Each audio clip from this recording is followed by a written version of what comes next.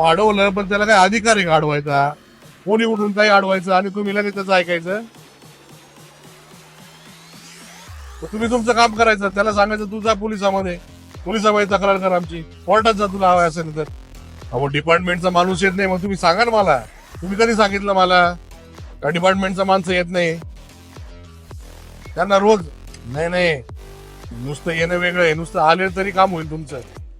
नुसतं येऊन तिथे उभे राहिले ना तरी तुमचं काम होईल. तुम्ही कधी सांगितलं मला?